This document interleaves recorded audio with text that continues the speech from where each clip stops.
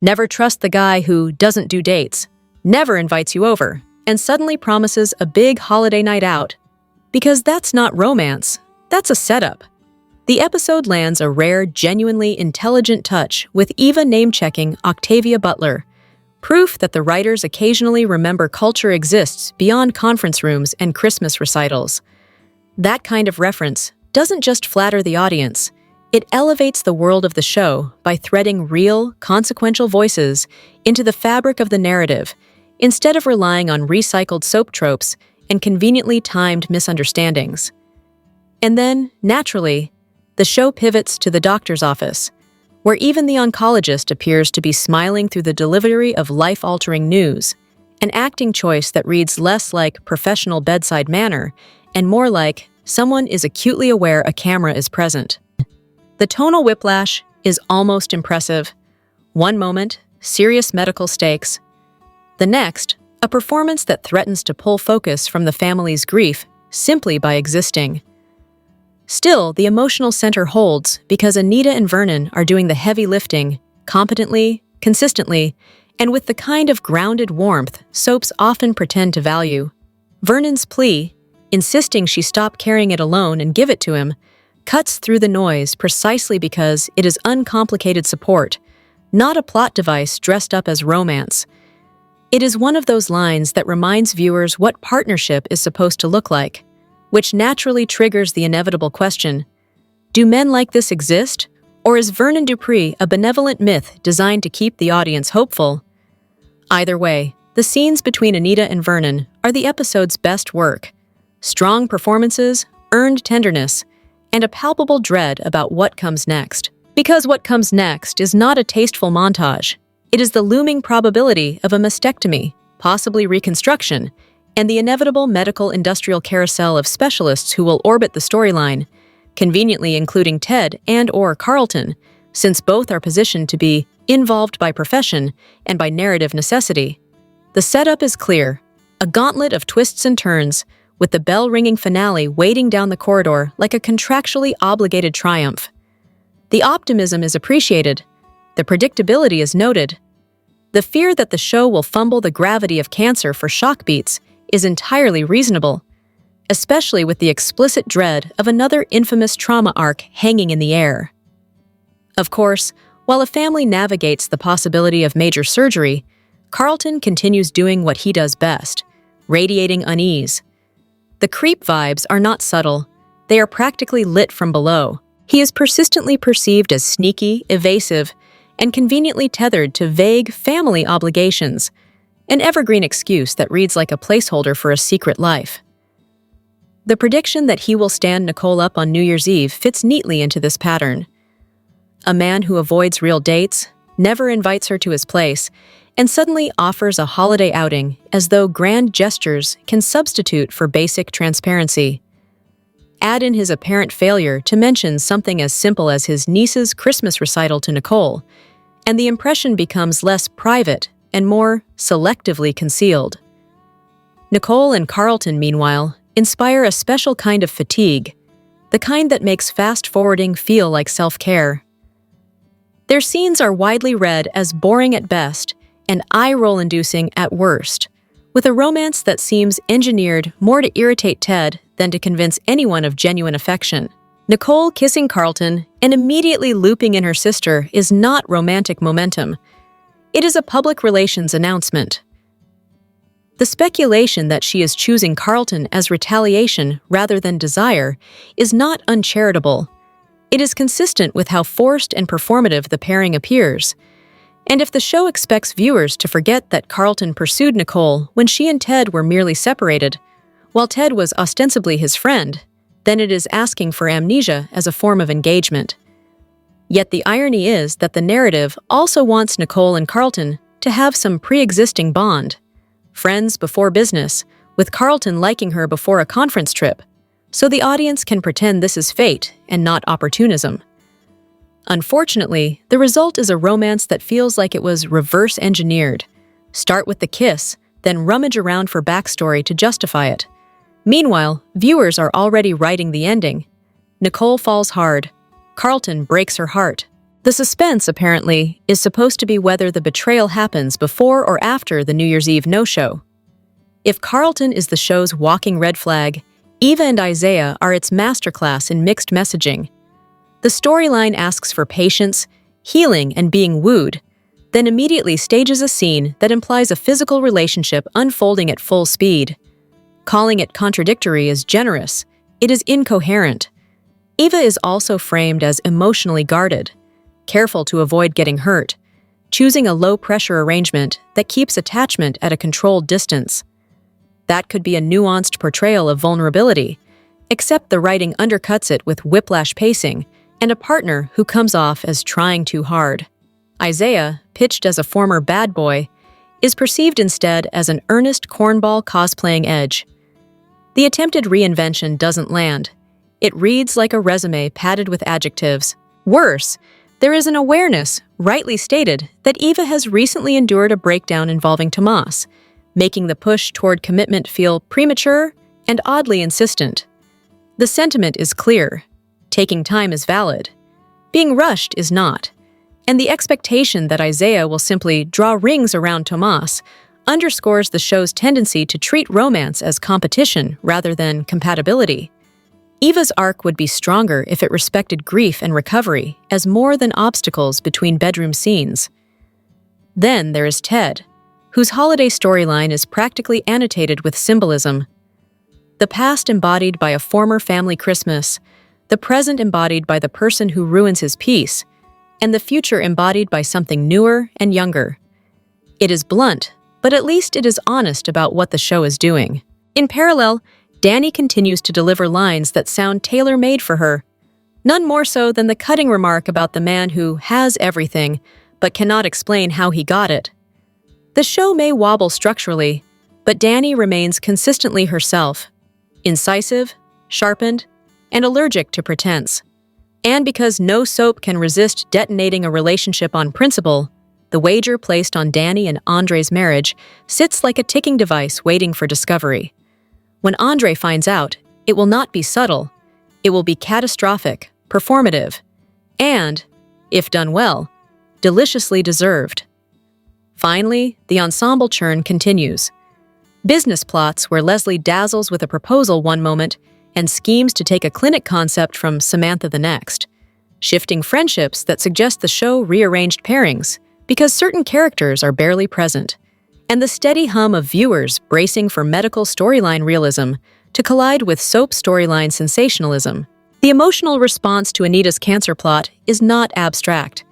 It is deeply personal for some, tied to lived experiences of diagnosis and loss, making the stakes higher than entertainment and the responsibility heavier than the writers sometimes seem prepared to carry. That Tamara Tooney and Clinton Davis are recognized as top-notch is not just praise. It is a plea for the material to meet their level. The clinic isn't the story, the takeover is. Leslie's latest civic-minded crusade, securing funding for a free clinic, would be more inspiring if it were not being staged as though the idea materialized fully formed in her own imagination. The clinic was Samantha's concept, yet the public sales pitch is being delivered with the confidence of someone auditioning for founder status, while the actual originator stands politely off-camera. Even better, the obvious question of why Samantha would bypass her own immediate circle for support, great-grandparents, grandparents, Aunt Danny, parents, goes conveniently unanswered, because nothing says community health initiative like a hostile takeover wrapped in philanthropy. And Leslie does not merely overstep, she annexes. She helps the way a wildfire clears land, then acts surprised when people notice the smoke. The calls to send the real estate woman on an extended vacation, to lock Leslie up, and to stop writing her as a childish schemer all land with the same underlying critique. This character is not complicated, just exhausting. Even her practicalities are suspect, moving into a mansion while construction apparently proceeds without her ever checking on it, because consistency is clearly optional when the plot requires another round of Leslie orbiting Joey and irritating Vanessa, who will not pretend to enjoy that business arrangement for long. The Joey angle, meanwhile, is being treated with the subtlety of a sledgehammer. Push him into clinic funding, drain Lulu's resources, and fold the whole operation into a laundering pipeline with Vanessa, an ethics seminar, but make it daytime drama. Speaking of ethical black holes, Carlton continues to radiate future regret with impressive efficiency.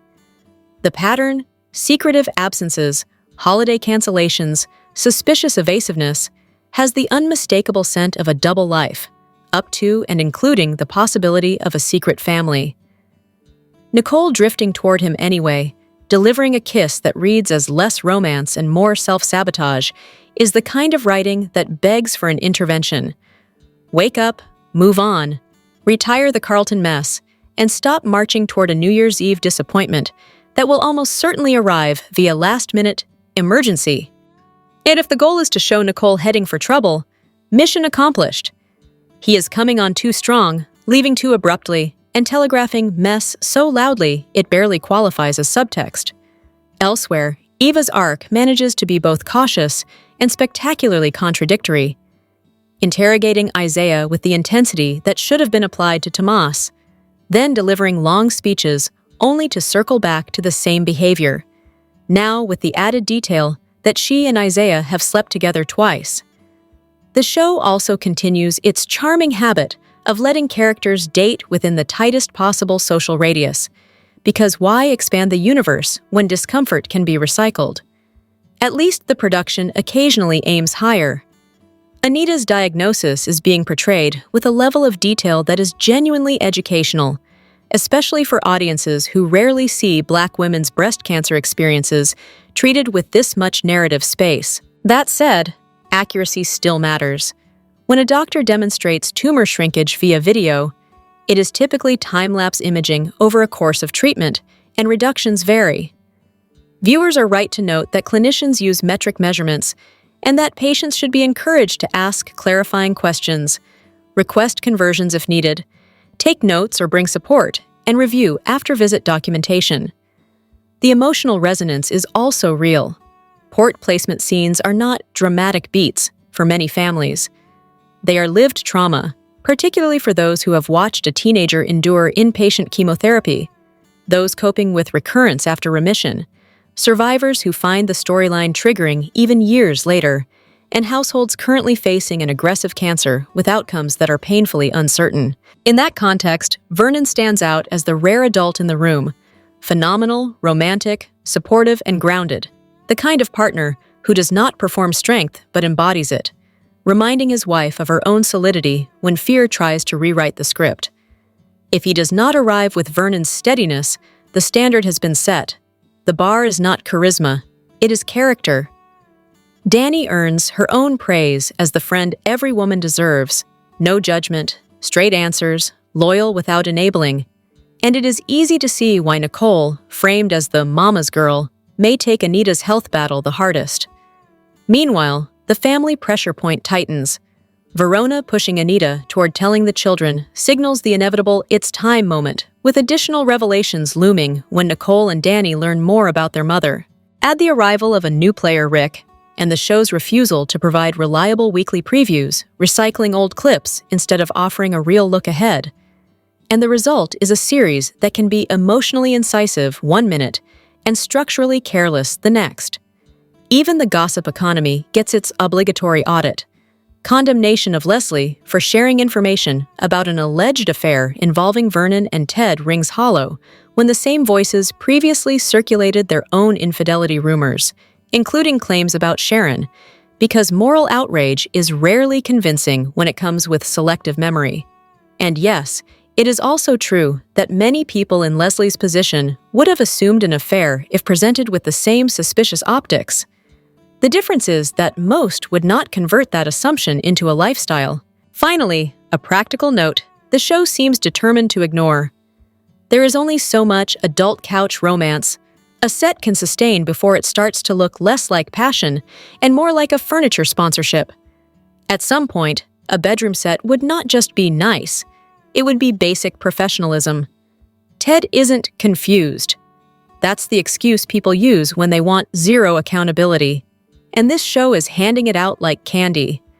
Isaiah delivers dialogue at a pace usually reserved for auctioneers and emergency dispatchers, which is impressive in theory and exhausting in practice. Meanwhile, Carlton has returned in full form, still corny, still loud, still somehow convinced that charisma can be manufactured by sheer persistence. The impulse to mute him is not a personal preference, it is basic self-preservation, especially when Nicole is involved, and the scene threatens to become a duet of irritation. Leslie, also operating under the Dana label, as if a name change can double as a moral reset, continues to move through Fairmont Crest with the confidence of someone who has never met an idea she couldn't borrow. Watching her lift Samantha's concept and present it as original is less ambitious and more professional plagiarism with better lighting. And of course, the next stop is Joey, because nothing says credible plan like recruiting him as a fixer. Leslie running to Joey for help makes as much sense as expecting chickens to produce beef. The logic is not merely flawed, it is absent. The suggestion that she's angling for a proposal to clean Joey's money only confirms what has already been obvious. This isn't strategy, it's opportunism in a blazer.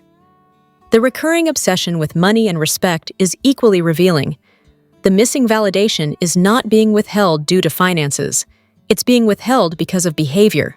$1 million cannot buy dignity, but it can apparently fund relentless spending while pretending it should have solved everything. In sharp contrast, Vernon and Anita remain the rare pairing that doesn't require crisis management to be watchable. Vernon speaks to Anita with calm, steady affection, the kind of tenderness that doesn't need theatrics to feel powerful. It is a reminder that intimacy can be written without turning into melodrama, and the result is, frankly, disarming. They even coordinate their looks like a unified front, which in this universe qualifies as both romance and competence. That said, the show occasionally undermines its own realism with staging choices, such as conducting examinations in a hospital room complete with a bed, as if dedicated exam rooms are a myth in Fairmont Crest's allegedly sophisticated medical system. Elsewhere, emotional fidelity remains a recurring issue, particularly with Eva, who appears preoccupied with Tomas and therefore unsurprisingly unready to step into a committed relationship with Isaiah. Some characters treat romance like a waiting room, present in body, checked out in spirit, and the audience is expected to applaud the potential. Then there's Ted, who continues to demonstrate the rare talent of sabotaging himself while acting wounded about the consequences. Allowing Leslie to kiss and paw at him while maintaining any claim of sincere interest in Nicole is not romantic confusion.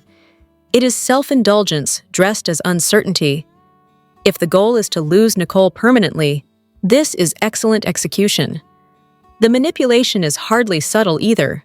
Leslie's cozy gossip sessions with Teddy read like a deliberate tactic to drive a wedge between him and Nicole, and he predictably falls for it. Because some people don't just walk into traps, they redecorate and move in. And yet, despite the chaos, the show earns credit where it counts: momentum.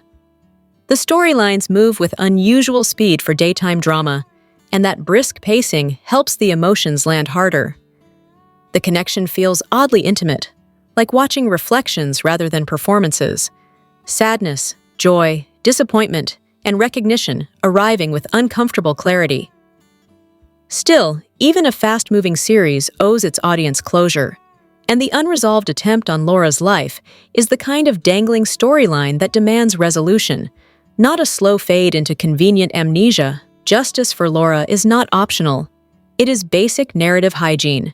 The cast's ability to dance with suspicious consistency raises a fair question about whether choreography is now part of the audition process, and the occasional uncertainty about reruns does little to help. What does help is anticipation, the eventual moment when Ted has to absorb the truth, namely, that he and Leslie were wrong about Vernon cheating, promises the kind of facial reckoning that soap operas were built on. It is also fortunate that Nicole didn't blurt allegations to Anita at the worst possible time. Cancer news is not an appropriate backdrop for gratuitous devastation, and the singing lessons, explanation while being true, is a small victory for sanity. The social orbit continues to widen in ways that test the limits of family mapping software.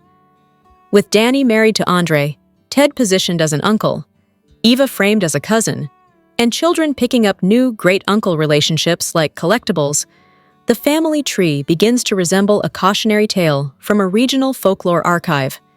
Meanwhile, Sharon's interest in Vernon reads as less than innocent, hardly a subtle development, and the question lingers whether that connection was ever purely about singing lessons. On the lighter side, the appetite for expanded merchandising is easy to understand. Dolls, mini purses, and fashion world crossovers would fit the show's glossy ambitions, whether the accessories land at Fenmore's or end up partnering with a new fashion house and an optimistic future line. Shanice, notably, remains a standout, likable, compelling, and long overdue for a genuinely decent romantic partner. Ted Richardson is not that partner. Also overdue, the mysterious absence of Vanessa's daughter, who seems to be missing so consistently that it starts to look like an ongoing casting search disguised as a plot point. Finally, for those keeping score of pop culture references, Never Can Say Goodbye belongs to more than one legacy. Yes, the Jackson 5 recorded it. And yes, Gloria Gaynor did too, for anyone who still remembers what disco royalty sounds like. At the hospital, Anita has another checkup, but this time with Vernon right there by her side. She tries to put up a brave front, but admits that she's afraid. They've beaten all the odds in the past, he reminds, and they'll do it this time too. The doctor enters and says they'll be moving quickly because the cancer will be doing the same.